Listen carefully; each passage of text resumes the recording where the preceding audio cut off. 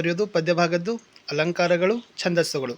ಒಟ್ಟು 10 ಅಂಕಗಳು ಫಿಕ್ಸ್ ಆಗಿ ಬರ್ತಕ್ಕಂಥ ಒಂದು 3 ವಿಭಾಗದ ಪ್ರಶ್ನೆ ಮತ್ತು ಉತ್ತರಗಳನ್ನು ಕೊಡ್ತೀನಿ. ಚೆನ್ನಾಗಿ ವಿಡಿಯೋನ ಕಡೆವರೆಗೂ ನೋಡಿ. ವಿಡಿಯೋನ ಲೈಕ್, ಶೇರ್ ಹಾಗೂ ಸಬ್ಸ್ಕ್ರೈಬ್ ಮಾಡೋದನ್ನು ಮಾತ್ರ ಮರೆಯದಿರಿ. ಆಲ್ರೆಡಿ ನಾವು ಮಾಡೆಲ್ ಕ್ವಶನ್ ಪೇಪರ್ಗಳನ್ನು, ಅತಿ ಸಂಭವನೀಯ ಪ್ರಶ್ನೆ ಪತ್ರಿಕೆಗಳನ್ನು, ಪ್ರತಿ ಪಾಠದ ಪ್ರಶ್ನೋತ್ತರಗಳನ್ನು ಸಹಿತ ಹಾಕಿದ್ದೀವಿ. ಅವೆಲ್ಲದರ ಲಿಂಕನ್ನು ವಿಡಿಯೋದ ಡಿಸ್ಕ್ರಿಪ್ಷನ್ ಬಾಕ್ಸ್ನಲ್ಲಿದೆ. ಅವುಗಳನ್ನು ನೋಡಿ. ಮುಂದೆ ಬರ್ತಕ್ಕಂಥ ವಿಡಿಯೋಗಳಲ್ಲಿ ಹೆಚ್ಚು ನಿಮಗೆ ಸಂದರ್ಭ ಆಗಿರ್ಬೋದು, 4 ಅಂಕದ ಪ್ರಶ್ನೆಗಳನ್ನು ಕೂಡ ರೂಢಿ ಮಾಡಿಸ್ತೀನಿ ಅಂತ ಹೇಳ್ತಾ ಈ ವಿಡಿಯೋನ ಶುರು ಮಾಡ್ತೀನಿ. ಎಲ್ಲರೂ ವಿಡಿಯೋನ ಲೈಕ್, ಶೇರ್ ಹಾಗೂ ಸಬ್ಸ್ಕ್ರೈಬ್ ಮಾಡೋದನ್ನು ಮಾತ್ರ ಮರೆಯದಿರಿ. ಈಗ ಸಂಕಲ್ಪ ಗೀತೆಯಲ್ಲಿ ಒಟ್ಟು 4 ಪ್ಯಾರಾಗ್ರಾಫ್ಗಳಿದ್ದಾವೆ. ಅದು ಸುತ್ತಲೂ ಕವಿಯುವ ಕಲುಷಿತವಾದಿ ನದಿ ಜಲಗಳಿಗೆ ಬಿದ್ದುದನ್ನು ಮತಗಳೆಲ್ಲವು. ಈ 4 ಸ್ಟಾನ್ಜಾಗಳಲ್ಲಿ ಕೊಟ್ಟರೆ ಸೇಮ್ ಆಗಿ ನೀವು ಮೌಲ್ಯಾಧಾರಿತ ಸಾರಾಂಶವನ್ನು ಬರೆದ್ರೂ ಕೂಡ ನಿಮಗೆ ಮಾರ್ಕ್ಸ್ಗಳನ್ನು ಕೊಡ್ತಾರೆ. ಫಸ್ಟ್ ಏನು ಬರೀಬೇಕು? ಆಯ್ಕೆ ಬರೀರಿ. ಏನು ಬರೀತೀರಿ? ಈ ಮೇಲಿನ ಪದ್ಯ ಭಾಗವನ್ನು ಕವಿ ಜಿ ಎಸ್ ಶಿವರುದ್ರಪ್ಪನವರ ಬರೆದಿರುವ ಸಂಕಲ್ಪ ಗೀತೆ ಪದ್ಯ ಭಾಗದಿಂದ ಆರಿಸಲಾಗಿದೆ. ಮೌಲ್ಯ: ಈ ಒಂದು ಪದ್ಯದಿಂದ ದೃಢ ಸಂಕಲ್ಪ, ಧನಾತ್ಮಕ ಮನೋಭಾವನೆ, ಆತ್ಮವಿಶ್ವಾಸ, ಸಾಮಾಜಿಕ ಹೊಣೆಗಾರಿಕೆ ಮತ್ತು ರಾಷ್ಟ್ರೀಯ ಭಾವೈಕ್ಯತೆಯ ಮೌಲ್ಯಗಳನ್ನು ಮೈಗೂಡಿಸಿಕೊಳ್ಳಬಹುದು. ಏನು ಬರೀಬೇಕು ಸಾರಾಂಶದಲ್ಲಿ? ದೃಢ ಸಂಕಲ್ಪದಿಂದ ನಾವು ಏನನ್ನಾದರೂ ಸಾಧಿಸಬಹುದೆಂಬುದನ್ನು ಜಿ ಎಸ್ ಶಿವರುದ್ರಪ್ಪನವರು ಸಂಕಲ್ಪ ಗೀತೆ ಕವನದಲ್ಲಿ ಹೇಳಿದ್ದಾರೆ. ನಮ್ಮ ಸುತ್ತಲೂ ಹಬ್ಬಿರುವ ದ್ವೇಷದ ಕತ್ತಲೆಯನ್ನು ಹೋಗಲಾಡಿಸಲು ಪ್ರೀತಿಯ ದೀಪವನ್ನು ಹಚ್ಚಬೇಕು. ಸಂಸಾರ ಸಾಗರದಲ್ಲಿ ಬಿರುಗಾಳಿಗೆ ಸಿಲುಕಿ ಹೊಯ್ದಾಡುತ್ತಿರುವ ಬದುಕೆಂಬ ಹಡಗನ್ನು ಎಚ್ಚರದಲ್ಲಿ ಮುನ್ನಡೆಸಬೇಕು. ಕಲುಷಿತವಾದಿ ನದಿ ಜಲಗಳಿಗೆ ಮುಂಗಾರಿನ ಮಳೆಯಾಗಿ ನೀರನ್ನು ಶುದ್ಧೀಕರಿಸಬೇಕು. ಬರಡಾಗಿರುವ ಕಾಡು ಮೇಡುಗಳ ಹಚ್ಚ ಹಸಿರಿನಿಂದ ಕಂಗೊಳಿಸಿ ಸಮೃದ್ಧವಾಗುವಂಥ ವಸಂತ ಕಾಲವಾಗಬೇಕು. ಸಮಾಜಕ್ಕೆ ಹೊಸ ಭರವಸೆಗಳನ್ನು ಮೂಡಿ ಮೇಲೆತ್ತುವ ಪ್ರಯತ್ನ ಮಾಡಬೇಕು. ಭಾಷೆ, ಜಾತಿ, ಮತಧರ್ಮಗಳ ಭೇದ ಭಾವದಿಂದ ಮನುಜರ ನಡುವೆ ಉಂಟಾಗಿರುವ ಅಸಮಾನತೆಯ ಅಡ್ಡಗೋಡೆಗಳನ್ನು ಕೆಡವಿ ಹಾಕಿ ಸಮಾನತೆಯ ಮನೋಭಾವನೆಯನ್ನು ಮೂಡಿಸುವ ಸೇತುವೆಯಾಗಬೇಕು. ಈ ಭೂಮಿಯ ಮೇಲಿರುವ ಎಲ್ಲ ಮತಗಳು ನಮಗೆ ದಾರಿಗಳಾಗಿವೆ ಎಂದು ಎಚ್ಚರದಲ್ಲಿ ಬದುಕಬೇಕು.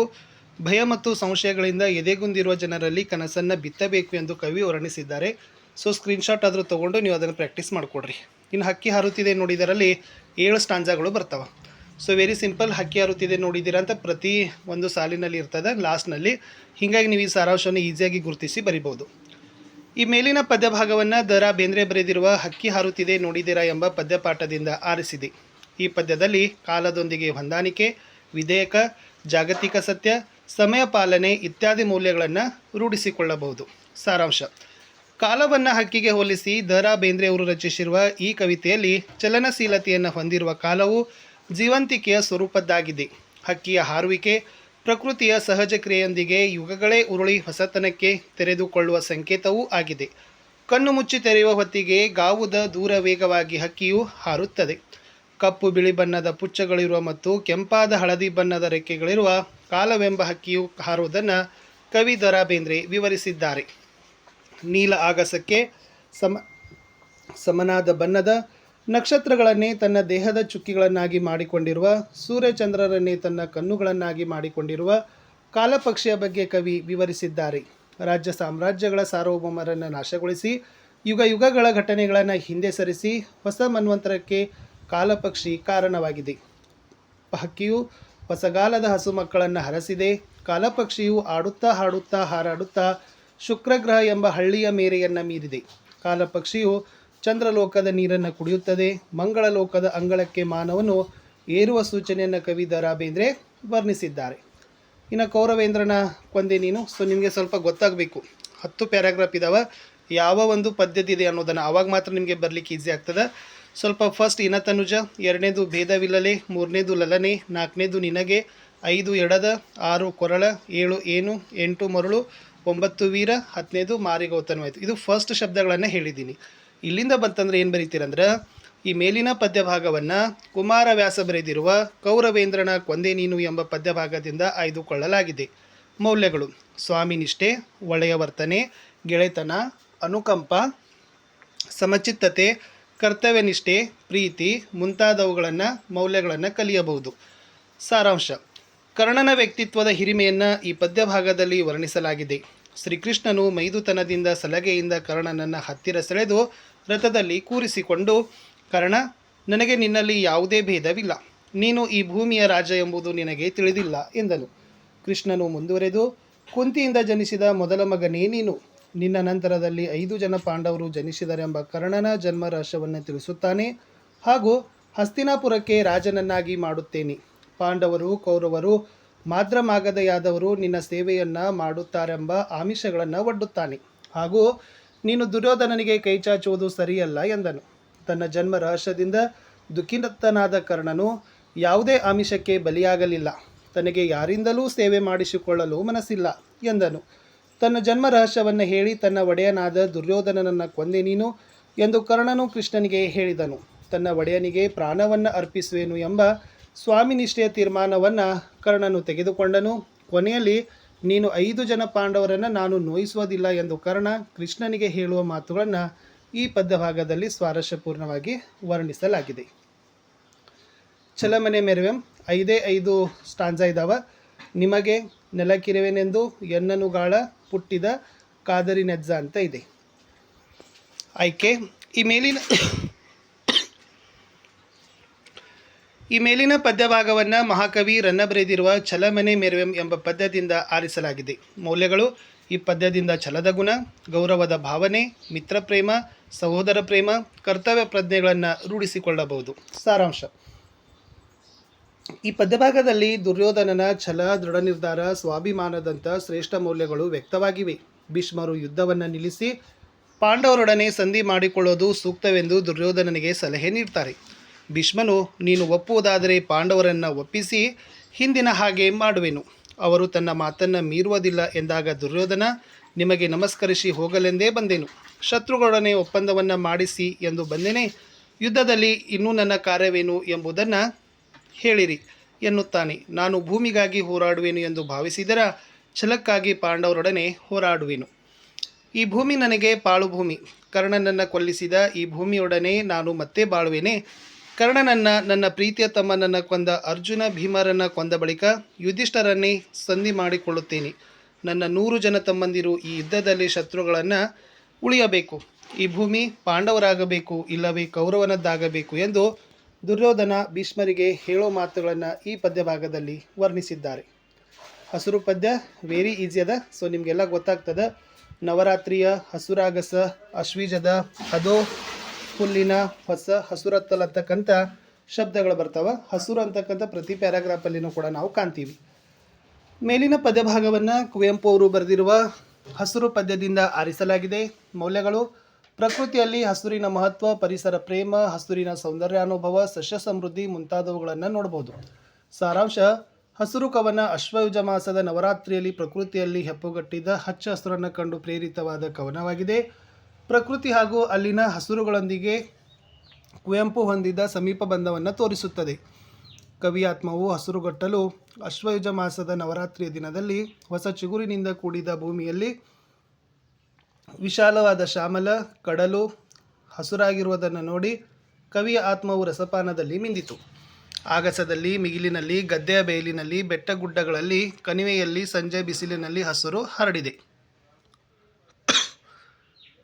ಅಶ್ವೀಜ ಮಾಸದಲ್ಲಿ ಭತ್ತದ ಗದ್ದೆಗೆ ಮುತ್ತುವ ಗಿಳಿಗಳ ಹಸುರು ಬಣ್ಣದ ನೋಟ, ಅದರ ಪಕ್ಕದಲ್ಲೇ ಕಾಡಂಚಿನಲ್ಲಿ ಫಲಭರಿತ ಅಡಕೆಯ ತೋಟ, ಹುಲ್ಲಿನ ಮಕಮಲ್ಲಿನ ಹೊಸಪಚ್ಚೆಯ ಜಮಖಾನೆ ಹರಡಿದಂತೆ ಭೂಮಿಯು ಹಸುರಿನಿಂದ ಮೈ ಮುಚ್ಚಿರಲು ಕವಿಗೆ ಬೇರೆ ಬಣ್ಣಗಳೇ ಕಾಣದಾದವು. ಕವಿಗೆ ಹೊಸ ಹೂವಿನ ಕಂಪು ಹಸುರಾಗಿದೆ, ತಂಗಾಳಿಯ ತಂಪು ಹಸುರಾಗಿದೆ, ಹಕ್ಕಿಯಂತೆ ಇಂಪಾದ ಗಾನವು ಹಸುರಾಗಿದೆ, ಅತ್ತ ಇತ್ತ ಎತ್ತ ನೋಡಿದರು ಹಸುರು. ಇದನ್ನು ನೋಡಿದ ಕವಿಯಾತ್ಮವು ಹಸುರುಗಟ್ಟಿತು, ಕವಿಯ ದೇಹದಲ್ಲೂ ಹಸುರು ರಕ್ತವೇ ಹರಿದಾಡಿತು ಎಂದು ಹಸುರು ಪದ್ಯಭಾಗದಲ್ಲಿ ಕವಿ ಕುವೆಂಪು ಅವರು ಸ್ವಾರಸ್ಯಪೂರ್ಣವಾಗಿ ವರ್ಣಿಸಿದ್ದಾರೆ. ಮುಂದಿನ ಪದ್ಯ ಹಲಗಲಿ ಬೇಡರು. ಸೊ ಬಹಳ ಈಸಿ ಅದ. ಸೊ ನಿಮಗೆ ಎಲ್ಲದು ಒಂಥರ ಗ್ರಾಂಥಿಕ ಭಾಷೆಯಲ್ಲಿರ್ತಕ್ಕಂಥ ಪದಗಳಿದ್ದಾವೆ. ಈ ಮೇಲಿನ ಪದ್ಯಭಾಗವನ್ನು BS ಗದಗಿಮಠ ಅವರು ಬರೆದಿರುವ ಹಲಗಲಿ ಬೇಡರು ಎಂಬ ಪದ್ಯಪಾಠದಿಂದ ಆರಿಸಲಾಗಿದೆ. ಪ್ರಸ್ತುತ ಪದ್ಯಭಾಗದಿಂದ ದೇಶ ಪ್ರೇಮ, ಸ್ವಾತಂತ್ರ್ಯ ಪ್ರೇಮ, ಒಗ್ಗಟ್ಟು, ಜನಪದ ಸೊಗಡಿನ ಮೌಲ್ಯಗಳನ್ನು ರೂಢಿಸಿಕೊಳ್ಳಬಹುದು. ಸಾರಾಂಶ: ಈ ಪದ್ಯಭಾಗದಲ್ಲಿ ಲಾವಣಿಕಾರನು ಕನ್ನಡಿಗರಾದ ಹಲಗಲಿ ಬೇಡರ ತ್ಯಾಗ, ಬಲಿದಾನ, ವೀರತನ, ವೀರಸಾಹಸ ಮತ್ತು ರಾಷ್ಟ್ರಭಕ್ತಿಯ ಮೌಲ್ಯಗಳನ್ನು ಹಾಗೂ ಕಂಪನಿ ಸರ್ಕಾರದ ದೌರ್ಜನ್ಯವನ್ನು ಹೇಳಿದ್ದಾರೆ. ವ್ಯಾಪಾರಕ್ಕಾಗಿ ಭಾರತಕ್ಕೆ ಬಂದ ಬ್ರಿಟಿಷರು ಆಡಳಿತ ಸೂತ್ರ ಹಿಡಿದರು. ಅನಂತರ ಬ್ರಿಟಿಷ್ ಸರ್ಕಾರ ಭಾರತೀಯರ ಮೇಲೆ ನಿಶಸ್ತ್ರೀ ಕಾಯ್ದೆಯನ್ನು ಹೊರಡಿಸಿತು.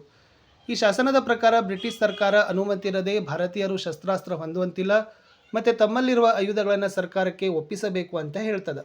ಈ ಶಾಸನ ವಿರೋಧಿಸಿ ಹಲಗಲಿ ಬೇಡರ ನಾಯಕರಾದ ಪೂಜೇರಿ ಹನುಮ, ಬ್ಯಾಡರ ಬಾಲ, ಜಡಗ ರಾಮ ಇವರೆಲ್ಲರೂ ಜನರನ್ನು ಒಂದುಗೂಡಿಸಿ ಬ್ರಿಟಿಷರ ವಿರುದ್ಧ ಹೋರಾಡಲು ತೀರ್ಮಾನಿಸ್ತಾರೆ ಹಾಗೂ ಹೆಬಲಕ್ ಎಂಬ ಅಧಿಕಾರಿಯನ್ನು ಕೊಲೆ ಮಾಡುತ್ತಾರೆ. ಇದರಿಂದ ಕ್ರೋಧಗೊಂಡ ಕಾರಸಾಹೇಬನು ಸಿಟ್ಟಿನಿಂದ ಹಲಗಲಿಯ ಮೇಲೆ ದಂಗೆ ಎದ್ದವರನ್ನು ಕೊಂದು ಹಾಕಿದ. ಅನಂತರ ಹಲಗಲಿಯಲ್ಲಿನ ಬೇಡರ ದಿನಬಳಕೆಯ ವಸ್ತುಗಳನ್ನು ಲೂಟಿ ಮಾಡಿದರು. ನಂತರ ಊರಿಗೆ ಬೆಂಕಿ ಇಟ್ಟು ಬೂದಿ ಮಾಡಿದರು. ಹಲಗಲಿ ಬೇಡರ ಲಾವಣಿಯಲ್ಲಿ ಬ್ರಿಟಿಷರ ಕ್ರೌರ್ಯ ಹಾಗೂ ಬೇಡರ ಸ್ವಾಭಿಮಾನ ಮತ್ತು ಶೌರ್ಯವನ್ನು ವರ್ಣಿಸಲಾಗಿದೆ. ವೀರಲವ ಪದ್ಯ, ಅಲ್ಲಿ ಕೂಡ 4 ಪ್ಯಾರಾಗ್ರಾಫ್ ಇದೆ. ಬಲ್ಗಯ್ಯ ಎತ್ತನ ಊರ್ವಿಯೋಳ್ ತೆಗೆದುತ್ತರಿಯಂ. ಈ ಮೇಲಿನ ಪದ್ಯಭಾಗವನ್ನು ಲಕ್ಷ್ಮೀಶ ಬರೆದಿರುವ ವೀರಲವ ಅಂತ ಪದ್ಯಭಾಗದಿಂದ ಆರಿಸಲಾಗಿದೆ. ಪ್ರಸ್ತುತ ಪದ್ಯಭಾಗದಿಂದ ವೀರತನ, ಬಾಲಸಹಜ ಸಾಹಸ, ಕ್ಷತ್ರಿಯ ಗುಣಗಳನ್ನು ಕಾಣಬಹುದು. ಸಾರಾಂಶ: ಈ ಪದ್ಯಭಾಗದಲ್ಲಿ ಶ್ರೀರಾಮನ ವೀರತನ, ಪರಾಕ್ರಮ ಹಾಗೂ ವಾಲ್ಮೀಕಿ ಮುನಿಯ ಶ್ರೇಷ್ಠತೆಯನ್ನು ಸಾರುವ ಉದ್ಯಾನವನ್ನು ಕುರಿತು ಸ್ವಾರಸ್ಯವಾಗಿ ವರ್ಣಿಸಲಾಗಿದೆ. ಶ್ರೀರಾಮನ ಋಷಿಗಳ ಸಲಹೆಯಂತೆ ಅಶ್ವಮೇಧ ಯಾಗವನ್ನು ಕೈಗೊಂಡ ಶೌರ್ಯವಂತ ರಾಜರು ಸಹಿತ ರಾಮನ ಕುದುರೆ ಎಂದು ತಿಳಿದು ಹೆದರಿ ಕುದುರೆಯನ್ನು ಕಟ್ಟದೆ ಇದಕ್ಕೆ ನಮಸ್ಕರಿಸಿ ಮುಂದೆ ಹೋಗಲು ಬಿಟ್ಟರು. ಹೀಗೆ ಆ ಕುದುರೆ ಭೂಮಿಯ ಮೇಲೆಲ್ಲ ಸಂಚರಿಸುತ್ತಾ ವಾಲ್ಮೀಕಿ ಆಶ್ರಮವನ್ನು ಪ್ರವೇಶ ಮಾಡಿತು. ಆಶ್ರಮದ ರಕ್ಷಣೆ ಜವಾಬ್ದಾರಿ ಹೊತ್ತಿದಲವ ಕುದುರೆಯನ್ನು ಮತ್ತು ಅದರ ನೆತ್ತಿಯನ್ನ ಬರಹವನ್ನು ಓದಿದನು. ಇದು ರಾಮನ ಯಜ್ಞದ ಕುದುರೆ, ಇದನ್ನು ತಡೆಯುವ ಸಾಮರ್ಥ್ಯವುಳ್ಳವರು ತಡೆಯಲಿ ಎಂದು ಬರೆದಿದ್ದ ಲೇಖನ ಓದಿಲ್ಲವ. ಇವನು ಅಹಂಕಾರವನ್ನು ಬಿಡಿಸದಿದ್ದರೆ ತನ್ನ ತಾಯಿಯನ್ನು ಎಲ್ಲರೂ ಬಂಜೆ ಎನ್ನುವುದಿಲ್ಲವೇ ನನಗೆ ಇರುವ ಈ ತೋಳುಗಳು ಏತಕ್ಕೆ ಎಂದು ತನ್ನ ಉತ್ತರ್ಯದಿಂದ ಬಾಳೆ ಗಿಡಕ್ಕೆ ಕುದುರೆಯನ್ನು ಕಟ್ತಾನೆ. ಆಗ ಅವನ ಜೊತೆಯಿಲ್ಲದ ಋಷಿಗಳ ಮಕ್ಕಳು ಹೆದರಿ ಅದು ಅರಸುಗಳ ಕುದುರೆ, ಅದನ್ನು ಕಟ್ಟಬೇಡ ಎನ್ನುತ್ತಾರೆ. ಬ್ರಾಹ್ಮಣರ ಮಕ್ಕಳು ಹೆದರಿದರೆ ಜನಕಿಯ ಮಗನು ಹೆದರುವನೇ ಎಂದು ವೀರನಂತೆ ಬಿಲ್ಲಿನ ಹೆದೆಯೇರಿಸಿ ಹಿಡಿದು ನಿಲ್ಲುವ ಲವನ ವೀರಗುಣವನ್ನು ಈ ಪದ್ಯಭಾಗದಲ್ಲಿ ನಾವು ನೋಡ್ಬೋದು. ಲಾಸ್ಟ್ ನೋಡೋಣ, ಕೆಮ್ಮನೆ ಮೀಸೆ ಒತ್ತನೆ. ಇಲ್ಲಿ ಕೂಡ 5 ಪ್ಯಾರಾಗ್ರಾಫ್ ಇದ್ದಾವೆ. ಒಡವೆ ನರ್ತಿ, ಅಂತ್ಯರ್ಬ ನಾರ್ಗೆ, ಅರಿ ಇರೆ, ನುಡಿ ತಡವಪ್ಪುದು, ಖಳನೊಳವಿಂಗೆ ಅಂತಕ್ಕಂಥದ್ದು ಇದೆ. ಈ ಪದ್ಯಭಾಗವನ್ನು ಪಂಪ ಬರೆದ ಕೆಮ್ಮನೆ ಮೀಸೆ ಒತ್ತನೆ ಎಂಬ ಪದ್ಯಭಾಗದಿಂದ ಆರಿಸಿದೆ. ಮೌಲ್ಯ: ಅಹಂಕಾರದಿಂದ ಆಗುವ ಅನರ್ಥಗಳ ಮೌಲ್ಯಗಳನ್ನು ಈ ಪದ್ಯದಿಂದ ನಾವು ತಿಳಿಯಬಹುದು. ಸಾರಾಂಶ: ದ್ರೋಣನಿಗೆ ಬಡತನ ಬರಲು ಅಶ್ವತ್ಥಾಮನನ್ನು ಕರೆದುಕೊಂಡು ಪರಶುರಾಮನಲ್ಲಿಗೆ ದ್ರವ್ಯ ಬೇಡಲು ಬಂದನು. ಆದರೆ ಪರಶುರಾಮ ತನ್ನಲ್ಲಿದ್ದ ಆಭರಣ ಮತ್ತು ಭೂಮಿಯನ್ನು ಮೊದಲೇ ಬೇರೆಯವರಿಗೆ ದಾನ ಮಾಡಿದ್ದ. ಇದರಿಂದ ಉಳಿದ ಬಿಲ್ಲು ಬಾಣಗಳನ್ನು ದ್ರೋಣನಿಗೆ ದಾನವಾಗಿ ನೀಡಿದ. ನಂತರ ದ್ರೋಣ ತನ್ನೊಂದಿಗೆ ಗುರುಕುಲದಲ್ಲಿ ವ್ಯಾಸಂಗ ಮಾಡಿದ ಗೆಳೆಯ ದೃಪದನು ರಾಜನೆಂದು ತಿಳಿದು ಅವನ ಬಳಿ ಸಹಾಯ ಬೇಡಲು ಬಂದ. ಅರಮನೆಯ ಮುಂದೆ ಬಂದು ತಾನು ಬಂದಿರುವುದಾಗಿ ದೃಪದನಿಗೆ ಹೇಳುವಂತೆ ಅರಮನೆಯ ಕಾವಲುಗಾರನಿಗೆ ಹೇಳಿ ಕಳುಹಿಸಿದ. ಆದರೆ ದ್ರೋಣನೆಂಬ ಬ್ರಾಹ್ಮಣನನ್ನು ನಾನು ನೋಡಿಯೇ ಇಲ್ಲ, ಅವನನ್ನು ಹೊರಗೆ ನೂಕು ಎಂದು ದೃಪದ ಕಾವಲುಗಾರನಿಗೆ ಹೇಳಿದ. ನಂತರ ದ್ರೋಣ ಅರಮನೆಯೊಳಗೆ ನುಗ್ಗಿದಾಗ ರಾಜನಿಗೂ ಬ್ರಾಹ್ಮಣನಿಗೂ ಯಾವುದೇ ತರಹದ ಗೆಳೆತನ ಇರುತ್ತದೆ. ಬೇಡಲು ಬಂದವರು ಈ ರೀತಿ ನಾಚಿಕೆ ಕೆಟ್ಟು ಬೇಡುವುದು ಸರಿಯೇ ಎಂದು ತುಂಬಿದ ಸಭೆಯಲ್ಲಿ ದೃಪದನು ದ್ರೋಣನನ್ನು ಅವಮಾನವನ್ನು ಮಾಡ್ತಾನೆ. ಇದರಿಂದ ಕೋಪಗೊಂಡ ದ್ರೋಣ, ಈ ಸಭಾಮಂಡಲದಲ್ಲಿ ನನ್ನನ್ನು ಅವಮಾನಿಸಿದ ನಿನ್ನನ್ನು ಅನಾಯಾಸವಾಗಿ ನನ್ನ ಶಿಷ್ಯರಿಂದ ನೀನು ಗಾಬರಿ ಪಡುವಂತೆ ಬಂಧಿಸದೇ ಬಿಟ್ಟರೆ ನಾನು ಮೀಸೆಯನ್ನು ಹೊತ್ತಿರೋದು ವ್ಯರ್ಥವಲ್ಲವೇ ಎಂದು ಪ್ರತಿಜ್ಞೆ ಮಾಡುವ ಸಂದರ್ಭದಲ್ಲಿ ಸ್ವಾರಸ್ಯಪೂರ್ಣವಾಗಿ ವರ್ಣಿಸಿದ್ದಾರೆ.